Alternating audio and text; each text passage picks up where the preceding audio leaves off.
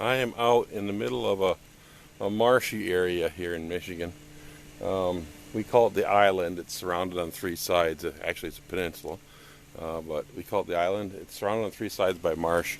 And in the marsh, we have some deer food plots. So I'm out. We have a trail coming in from the mainland. And I am out here. I had a camera right here in the stump looking across this natural crossing across the tip of the island. And I'm going to try and take a video going back through that stuff. I didn't take a video coming out because last time I almost got stuck. This golf cart just has regular turf tires on it.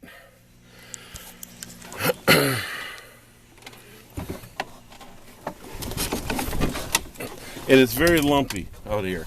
Not a smooth drive. This grass, I don't know what this stuff is. It is really, really fine. Really, really fine. And it has kind of a reddish cast to it from a distance. It's really pretty.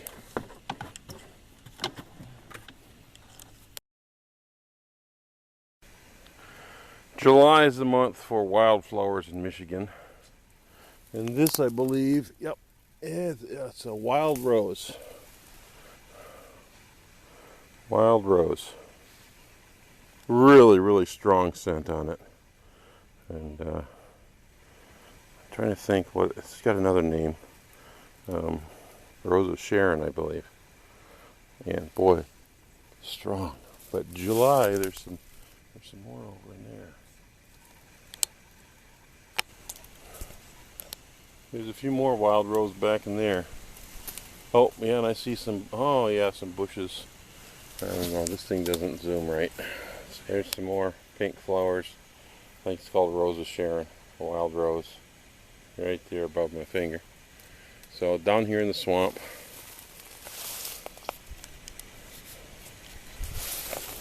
You don't need too many of those blooms to really scent up a house. I'm going to go pick some of those from my mom and give them to her.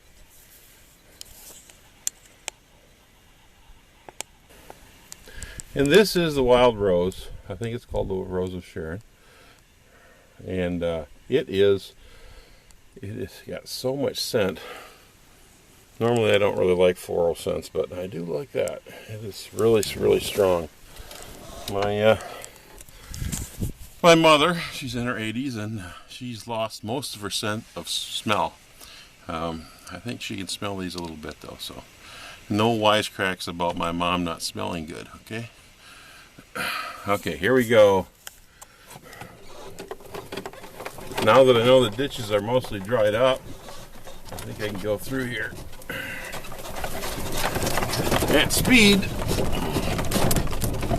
Oh my goodness. It's rather lumpy. And here's where the ditches are, somewhere here in the tall grass. So I got to keep the cart going and let the momentum carry it through, or it will get stuck.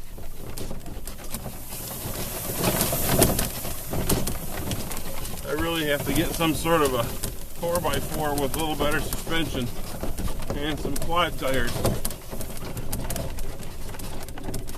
Ooh. My dad put out a bag of salt on the stump last year, and that stump was 2 or 3 feet tall. And now it's just a hole in the ground. Deer come out here after every rain and, literally chew on the stump and eat the dirt.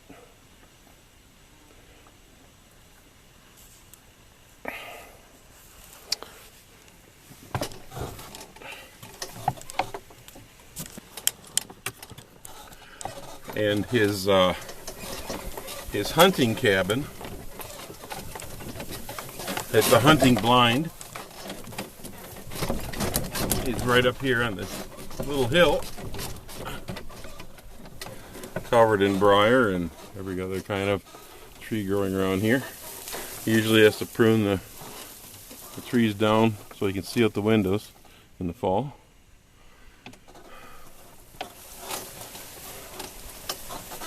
Dad had us, he said he wanted a new hunting blind on this hill. He had just a scabby little blind that didn't keep him warm.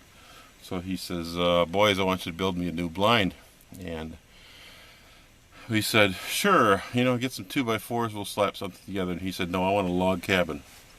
Where are we going to get the logs, Dad? He says, right from the hill that the blind is now sitting on. So, well, the poplar logs on this hill were like 16 inches in diameter. So we ended up cutting down those trees and making about 14-foot lengths, and then crossing them like a log cabin.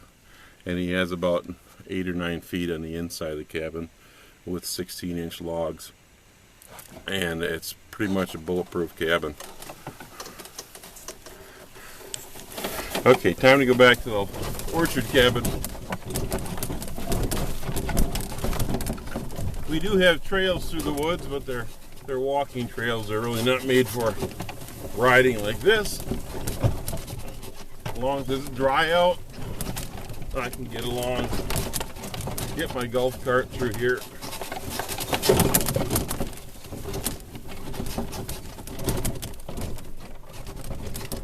But, oh man, that trail's a lumpy.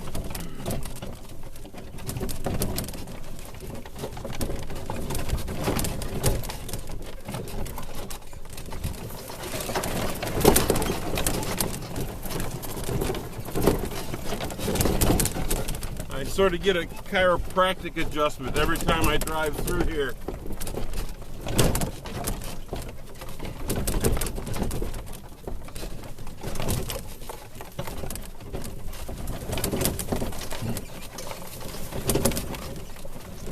Here we are back at the orchard cabin.